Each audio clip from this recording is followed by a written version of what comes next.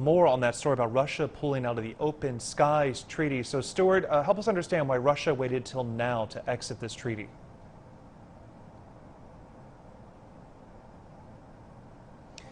Well, the United States left it in November last year, and since then Russia's been trying to negotiate with the remaining treaty members about how the treaty should be implemented, the European countries which are left in the treaty. And Mr. President Putin of Russia, he had two requests. He wanted European allies to not send any information to the United States now that it's pulled out, and he also wanted guarantees that Russia could still fly over Europe and look at US military bases. The European partners completely disagreed with that, and now Russia's President Putin has decided without those guarantees Russia should not stay within the treaty, and that will make it much harder for every country within Europe to know what's going on in the other. It means that Russia itself now cannot monitor NATO military movements quite as easily as it could before, and it will have to rely on satellite technology, which is of course much lower resolution. And it also makes things more difficult for incoming President Joe Biden. He has expressed interest in renewing that treaty. However, now that Russia has left,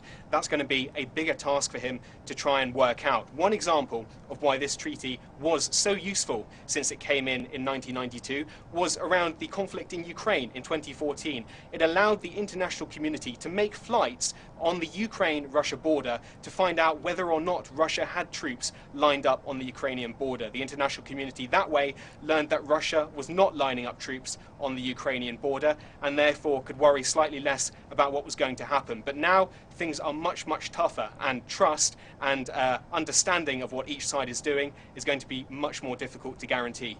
And Stuart, Russia's also raising concerns that despite leaving the treaty, Washington could potentially retain access to overflight intelligence gathered by allies who remain members. So what can you tell us about that?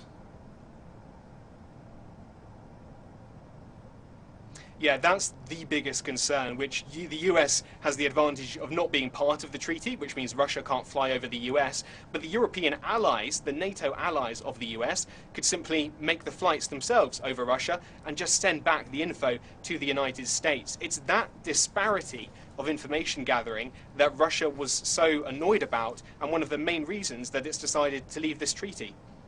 All right, our Stuart Smith live for us in Moscow there. Thanks so much for the update.